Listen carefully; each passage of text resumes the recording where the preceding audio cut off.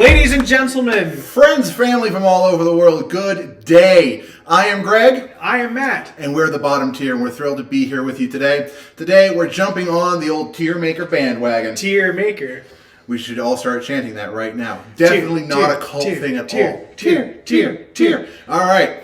Well, we are called the Bottom Tier Podcast, so we thought it is time for us to do a tier list. And you know what? In bottom tier fashion, the bottom is on the top. We have flipped it around. Usually you would see the very best up at the top, but that's not what we're about, my friends. No, sir. We are here to show you the very best of the worst. That is correct. And also, we feel like all the other tier lists out there in the Flesh and Blood community are already telling you about what's going on in the meta and everything like that. So we're going to talk about Classic Constructed. We're going to really emphasize on the bottom and that other one there it says only viable with practice and really dive deeper into those heroes. Absolutely. So, Matt, let's go ahead and get kicked off. What do you say? Let's get kicked off. Fantastic. Who are we starting with today, my friend? So, we're going to start from right to left because I don't know if we want to talk for a long time about Azalea right off the bat. But let's go ahead and do You mean bottom tier mascot, Azalea the Ranger? Let's go ahead and talk about Dory, Dorinthia Ironsong. Yeah, let's talk about Dory. I feel like Dory is generally like viable at this point. Like, yeah. There's some good tech out for her. She's a pretty good counter to most of the things in the meta right now. Mm-hmm. And kind of a sleeper hit. Yeah, Dory is great and has really popped back up recently, which is really nice. I've been seeing a lot more people play Dory lately, especially with the new Dawn Blade that's been added. Because those counters never go away on that Dawn Blade, people have been really Permanent buffs are powerful. Really, really good. And so that deck has really moved up. On top of that, Dory is a really good counter to a lot of heroes right now, specifically Dramai. Yes. Dory's a Dragon Slayer. You're able to get those extra hits to give that +1 counter and keep going.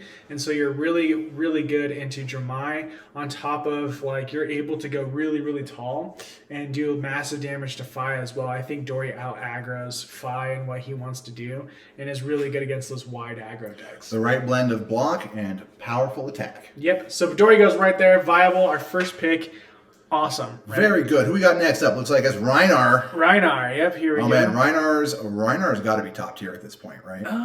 You know what? I honestly don't know. I almost want to put Reinhardt right in the middle. Okay, interesting pick. Why are we thinking somewhat viable there for Reinhardt? It's because I don't think Reinhardt pushes enough. Like he does intimidate and push a lot, but I mean he doesn't do enough to really get the wins off. Like I think against Dory, like we'll win every single time against Reinhardt. I think they are pretty good, but like Reinhardt compared to the other heroes, it doesn't really matter if you intimidate out of their hand and just hit them. They're going to come back and do a lot more damage. And like generally speaking, as soon as you have sort of the rhythm down for Reinhardt, I feel like this is ssimilar for all of the brutes. When you stop and look at it for a second, you know when to block, you know what to block with, and you can maintain your own momentum. Because there's not a whole lot of deep tech necessarily, like not on the tier that goes into with like illusionists or anything else like that.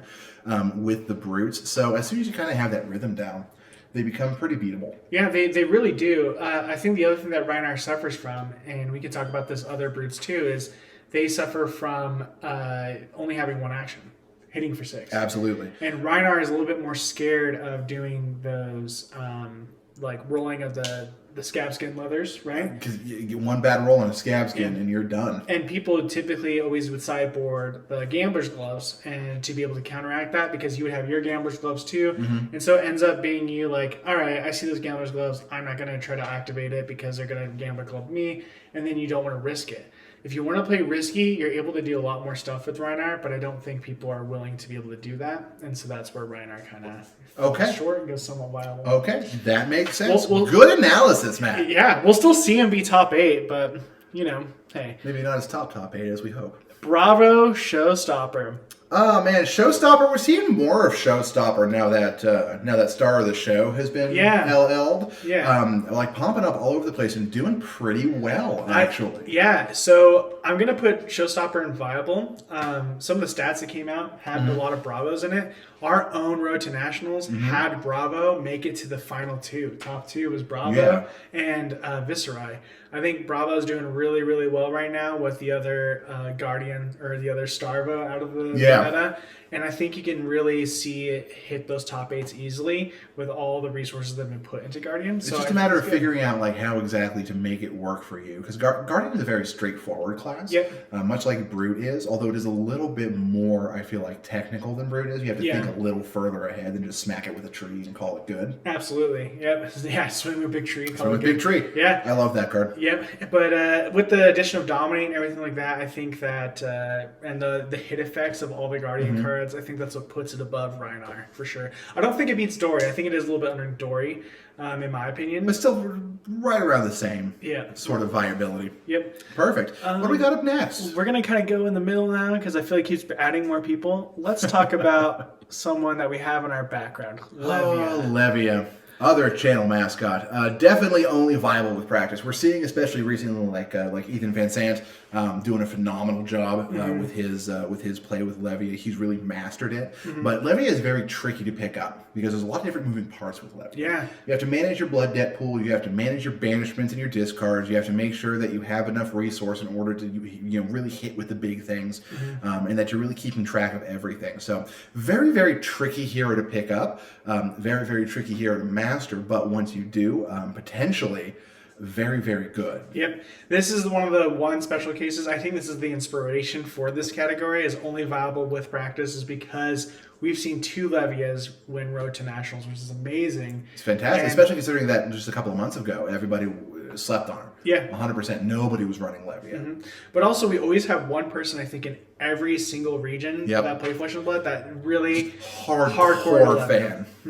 So Levy is great. Like we have a local player here. Shout out to Scott. He beats me every time with Levia. But what's really interesting is Levia actually can outmaneuver one of the top decks we're going to talk about later, Phi. We're going to talk about Phi in a little bit. But Phi has Phoenix Flames, and there's a few Dreadwood Rumbler cards inside Levia's deck that is able to banish those cards to really disrupt Phi in general. That's a huge one. Huge. Levy also has access to those big beefy brute attacks, so she can break Phantasm very easily. Yep. So there's your Dromai and your Prism counter as well. And so Levia is just really good. You'll be able to see people reach top 8 with they're really good at practice. But if you pick it up and try to expect to get some wins, you're not going to. You're going to be losing a lot until you understand the game within the game. Steep learning curve, but very rewarding once you pick it up. Yep. So I think that's good on Levia. Yeah, 100%. Let's see what we got next. What do we got next? Ooh, we got Oldham. Oh, the grandpapa himself. I think we'll put Oldham at the top. I think we have to put Oldham at the top. People kind of sleep on Oldham, like we see him show up, relatively frequently, but he's never been one of those like everybody's playing it sort of heroes. Yep. And I think that's because a lot of people are turned off by honestly what is sort of the prevailing strategy with Oldham, which is just to stall stuff out. Yep. Which in a game like this, where it tends to favor the more aggro player, I could absolutely understand why that would be. But because of that, nobody really knows how to play around stall. Like you totally can. I've seen Oldhams lose before. Yeah. But it's always hard fought. There's no easy way to beat Oldham like there would be with like Reinhardt or Dory or something like that. I'm actually very surprised on Oldham right now because a lot of the people that have been bringing decks to CC really have not been using Oldham. And I think that's like a wrong move, to be honest. With all the rise of aggro, Oldham it would be a top tier deck and is a top tier deck. And I think we're going to see a rise because it can also do Frostbites. Right, exactly. Which disrupts like decks like Phi, Briar, everything. Pretty much because like if we look back to that old meta, like Oldham was the answer to try to stop some of those aggro decks, and I'm just surprised we didn't see it continue on that way. People decide to pick something up new, which is great for the meta, but it's still a top deck. 100%. Next up, it's getting hard to see some of these guys. Right. But can we even select them anymore? Oh, no. Yeah, we can. Sweet. Oh, what is this? Briar. Ooh. My girl. We're going to put right above Oldham, I would say. Yep. Oh, Briar's so much fun. Yep. Briar. It is a new aggro deck. Not really new, but it is a Rune Blade that people have really jumped to ever since Chain left. Yep. And Briar, myself included. Yeah, Briar is great. It does a lot, especially the new Channel Mount Heroic build has been really cool to be able to see. Very solid. Honestly, I feel like the Mount Heroic build is a little overexposed at this point. I feel like it's not where it's going to end up. Like it's perfectly viable and it's good. Yeah. But it's a little slower. than I think it needs to be. It is slower. It does hit hard. Like, you have to really stack those earth cards in there, which kind of makes it bad a little bit. But at the same time, being able to give every attack action card for at least 1 turn plus 3 is way better than a Stubby's Hammers, for example, or like it's pretty much Goliath Gauntlet or anything like that. It's pretty much its own Art of War at that point. Like, it does a lot of good stuff there. So very useful, very interesting deck tech we're seeing with Briar with the lightning and the earth. Plus access to elemental cards and all that. So she's going to be definitely picking up here in the next few months. Absolutely. Next up, we have Lexi. The live wire herself. Oh, man. This one is tricky. I feel like somewhat viable is going to be right for Lexi because... Yeah. Like, she definitely requires practice. Like, Rangers are tricky because you have to play the arrows out of the arsenal. Yeah. And really playing arrows, as far as I've seen it, I've never dived too deeply into Ranger. But as far as I can see it, really the arrows are your primary source of damage. Yeah. So figuring out how to work the reload, arsenal, attack sort of game flow can be kind of tricky to pick up. But I feel like that's less complicated than something like Levy, where it's managing like 3 different zones, plus resources, plus hand, plus all the other stuff. Yeah. So definitely tricky. I don't think that she does quite as well against the current meta matchups as some others do. Honestly, mostly just because it's a tricky thing to sort of figure out. I think actually Lexi, honestly, I was struggling because I would put Lexi in top personally because I've seen some really masterclass Lexi play, and when you see a master Lexi playing, it is a tough deck to beat. Oh my god. It's a really tough deck to beat, and I got 2-turn at the last Blitz event we went to. Yeah. Yeah. Wow. Lightning Lexi. Yeah, so it's a tough deck to beat for Blitz, and then on CC level 2, it does answer a lot of the aggro decks because it does turn into a control with those channel like Frigids and Ice and everything like that. And so it's able to do all those things, except the barrier to entry to Lexi is tough. Like, if I was to hand a deck of Briar to someone, they could probably pick it up pretty quick. I would say about 2 or 3 games, you're set on Briar, and you could probably start getting some wins, right? For Lexi, I say it's a lot more complicated, and you're going to be losing a lot. And I know that's why I almost put in the only viable with practice, is because, like, once you become a master of Lexi, you will, like, I will not be surprised seeing top 8 Lexi in every single person's area if they have a Lexi main person there. If that makes sense. It does. I 100% follow you. Hopefully the good people at home will too. Yeah. All right. With that, we have Starvo. He doesn't exist anymore. He's not real. He's just throw him in top and let's be done with it. Katsu.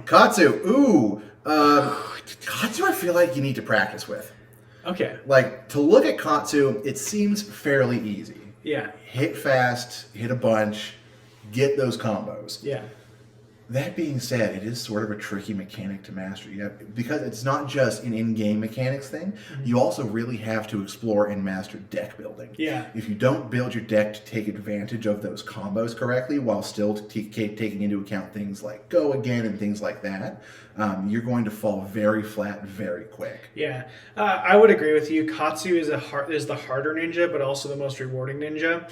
It's just, you don't see a lot of people playing him, and when you verse one, like, it's really cool because you do see big damage come out and a lot of go again. So it's a really good deck, but you do need to make sure you get those reps in to understand how to play. 100%. Yeah. Katsu, you really need to practice on. Really practice with the Katsu. All right, let's see. Hopefully we can grab this guy. Hey, Chain, bound by shadow. Oh, come on. All right, we'll play it. Where's Starvo? Is he back over here? No, that's... Hey, your mind doesn't go up there. Everything's good. Icelander. Jeez, all right, here, let's just do Jermaine and Icelander. Yeah. Icelander, viable, but you need to practice it. So somewhat viable? So only viable with practice. Oh, like okay. I feel like unless you understand how Icelander really functions on like a deep level, and you have some experience in managing your arsenal and making sure that you have the right amount of blues and all that kind of stuff, you're not going to win with Icelander if you pull 3 hands full of reds. Yeah. I think people are actually this is a hot take, here we go. I think people were very mistaken on Icelander, thinking that Icelander is going to be a control deck and do really well against aggro and stuff, but playing Fi and the aggro decks, you can just sleep, like, if you have enough blues, you're just sweeping through Icelander, not even worried about it. It's not a problem because they're only producing about, like, 5 to 8 damage a turn. And maybe that 1 or 2 frostbite. It doesn't really matter. Like 8 damage isn't enough output. So I think learning and maybe getting some snapbacks in there, learning to get go again, doing more in your turn will help Icelander. But right now in the state, it's not doing that great. The good news is if some hybrid builds are very exciting. Sorry about the noise that's happening in the background. There are dogs. There's dogs here. Maybe we can. Here we go. Dogs. So they're drinking water. It's great. You know, hey, it's like our 4th video. Give us some. Yeah, right. We're working here, guys. Please. But Icelander, they're both over here now. I agree with the only viable practice. Dromai. I'm actually gonna put in. I'm gonna put above Lexi. Okay. I think Dromai is somewhat viable. I don't think Dromai is. I almost want to put it in viable. That's why it's at the top of somewhat viable. Dromai is phenomenal in certain matchups. Yeah. And then in certain matchups, she just completely falls apart. Yeah. I think you get countered a lot by a lot of the meta because if they just take the time to kill the dragons, it's awesome. But you will be punished if you don't fight the dragons. Right. Severely. And so, like, I think Dromai is somewhat viable because people already know the stick is up. Kill the dragons, you're good to go. Yep. But also, Dromai can be tricky with being able to play that red card and balancing your pitch and all that stuff. So it does need practice, but you can pick it up and learn it really fast. Like new and players, do fairly well. Yeah. And not like, just completely flounder yourself. Yeah. But after a couple of turns, once you, get down the pitch red, play red, create ash, transform into dragon sort of flow, you can do really, really well, provided the other player doesn't have something like Oldham. Yes, for sure. But I do think Dromai can actually be one of the only few heroes that passes up Oldham. Because if you're able to play a Rake the Embers and just focus on creating Ash only, and then just don't be spam. doing big attacks, Yeah. And playing that 1 red card just to get go again, you'll be able to just like bypass a lot of the armor and chunks and stuff to be able to do it. Unless Oldham starts attacking your dragons, I think Dromai actually is a really good counter to Oldham. See, you heard it here first, folks. Yeah. Dromai versus Oldham. Dromai, maybe? Yeah, Dromai. It should be our next video.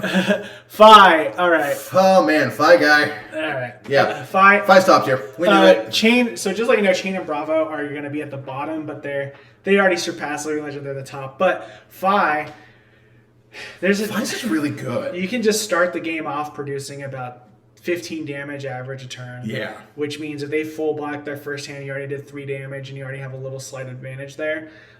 With the people figuring out Fi, we're seeing stronger and stronger decks come out. Mm-hmm. So I've been practicing more. As someone who plays Fi myself, I was running the Phoenix Form version, which is awesome if you're doing very long turns, and you can do a lot. But seeing the Art of War mixed in with the Kodachis on Fi has been very interesting too. I really like that build. It's able to do a lot of damage. One time playing, I was able to do a total of 37 damage in a turn. Oh, man. Someone else did about 45. So we're seeing deathly kills in 1 turn with Fi. And OTKs, like, what are you going to do about that? Yeah. And it's not that Fi can't be beaten. It's not that Fi can't be worked around. But right now, he's definitely the premier hero in the new Uprising expansion. Yeah. He's definitely the one who's kind of really taken off the most. Yeah. When you see Fi, you pretty much are like, it looks like a racing. And then you just have to race, and that's how you counter Fi. There are, like, Oldham would definitely be able to beat Fi. Icelander can disrupt a little bit. Surprisingly, Fi's biggest weakness is Ice Lexi. Which is nuts. Ice Lexi can really outrun Fi and do really well. And as we see more Fi adoption, I think we'll see more Ice Lexi in order to counter that. Absolutely. So hopefully we'll start seeing her in some more placements. Start of the show. Starvo, yeah, fine. We all know. Yep. Bolton, my guy. Only viable with practice. I don't even know. Honestly, he might just be bottom.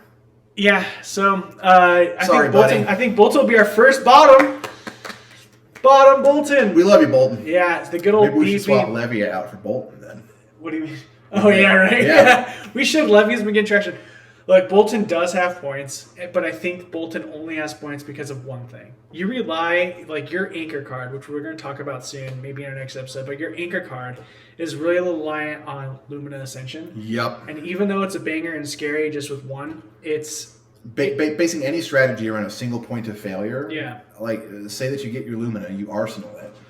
To wait until you have the correct charge on it. Yeah. And then the Icelander comes along and freezes your arsenal 3 turns in a row. Exactly. And then you're not able to do anything with that. Or get your arsenal destroyed by Breaking Point, Command, and Conquer. Right. You can lose out on a lot. And the other thing you rely on is Courage of Blade Hold. Like, if someone decides to liquefy or do something fancy with that, you could lose your Courage of Blade Hold, and then you're out. You're out with that. And that's a bummer. So It is a bummer. I think that Bolton is bottom because it is, like, Lumina is scary, but you have to wait till you're at a certain HP level with the other hero, which means you have to make sure you really resource manage and soul manage to be able to get there. So I think, because we want to talk and spend a little bit more on the bottoms, I think a way to see Bolton go up is to be creative with the deck build. 100%. Bolton definitely has the potential to soar through the ranks, provided we kind of start as like a community of people who play bottom tier stuff, start to move out of sort of the generally accepted like orthodoxy of the deck. Leave your Luminas behind. Forget about it. Find something new.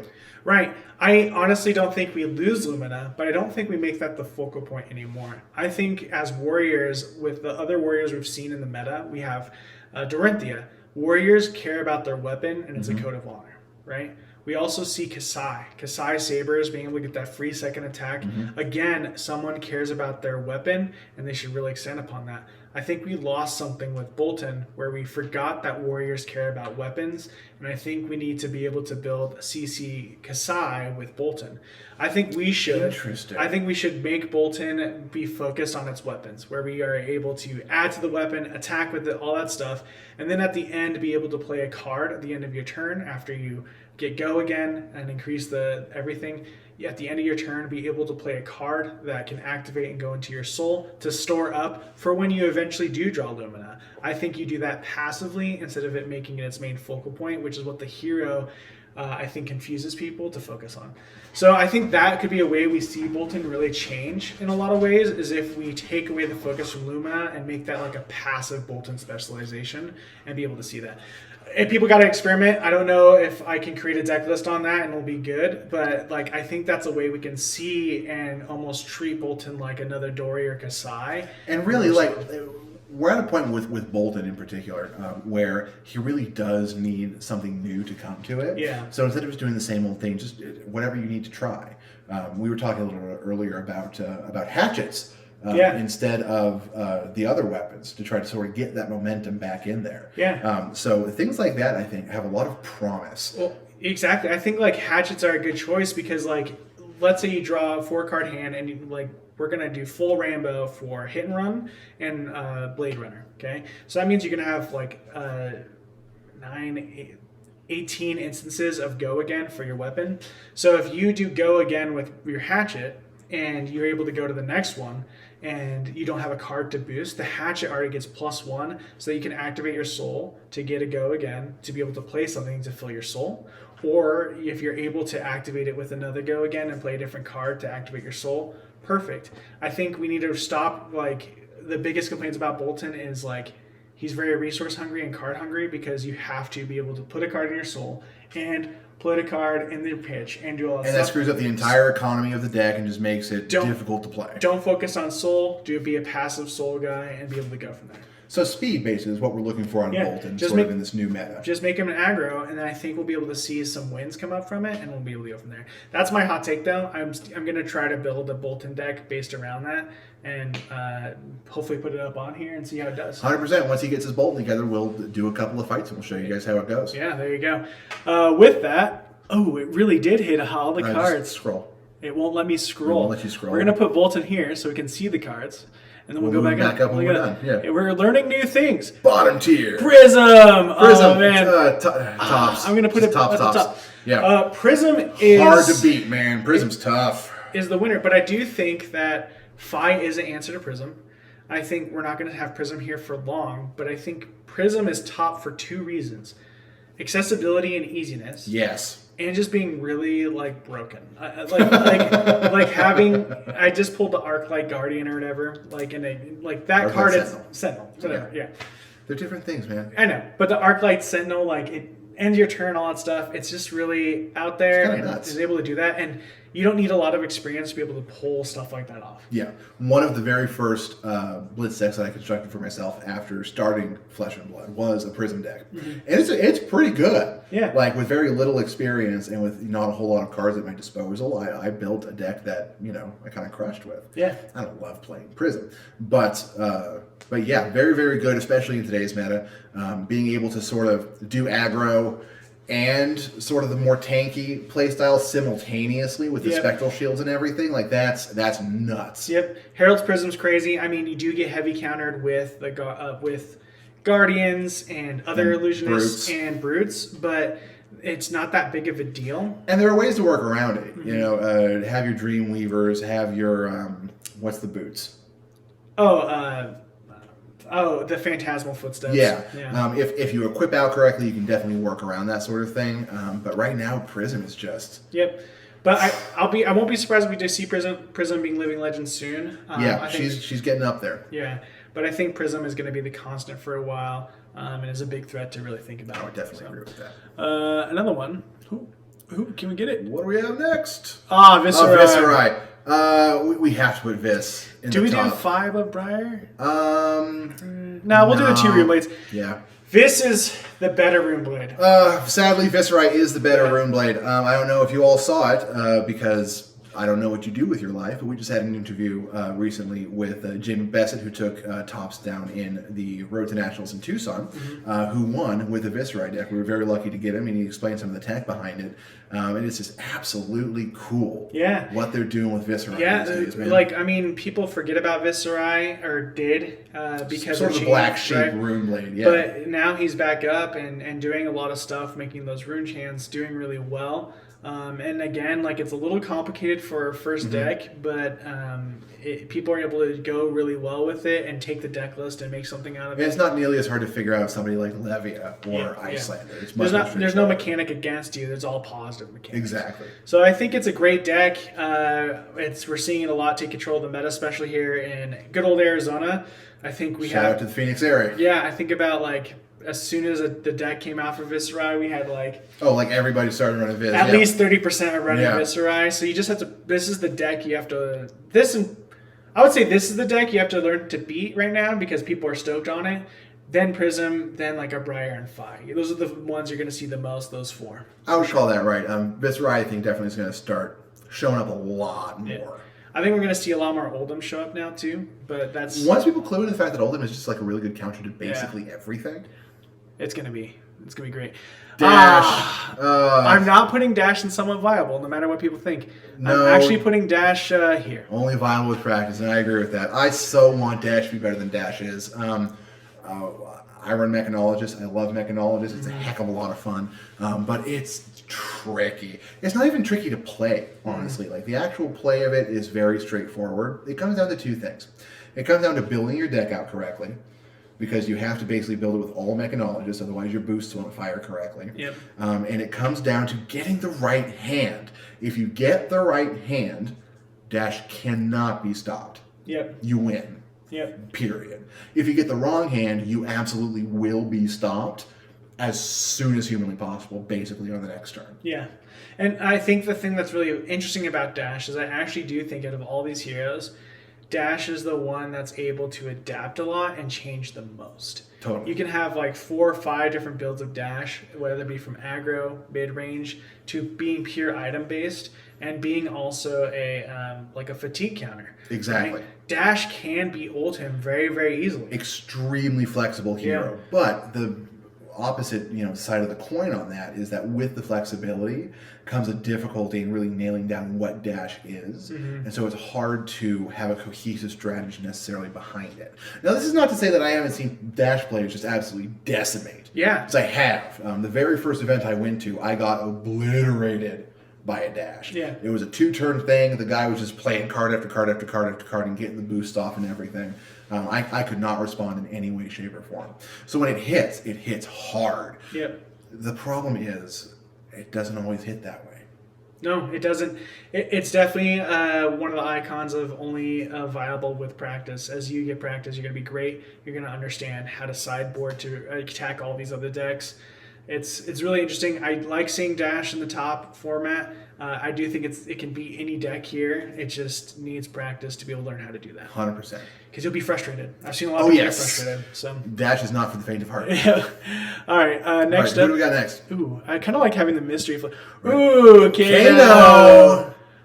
I'm going to put Kano... He's somewhat viable, yeah. So Kano goes above Icelander, which is surprising. But I think the reason it is because Kano proves to be quite the force, especially in the hands of a pro. 100%. Like we saw about 3 of them hit the top 8 in the Pro Tour. People were able to come up with a lot of great things. And Kano can produce that problem that Icelander has, where it can do more than 8 damage a turn. It could do 20 to 30 to even a whole relatively deck. Easily too, if you build your deck out that way. Yeah, the only thing that makes Kano difficult to play and makes it somewhat viable is you have to learn how to pitch stack in a very specific way. You're actually getting rid of cards in order to build your draws in the next turn. Correct. So it's really important to master that and be able to go from there, and that's...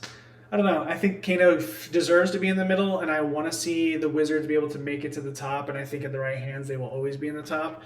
But it just is... But not super accessible when you're first getting into it or when you're just learning the hero. Kano's a little bit easier than Icelander because you don't have quite as much stuff to juggle around. Yeah. But still definitely requires some thought and some practice. Yeah. And also, like, the other thing that puts Kano here is, like, it really...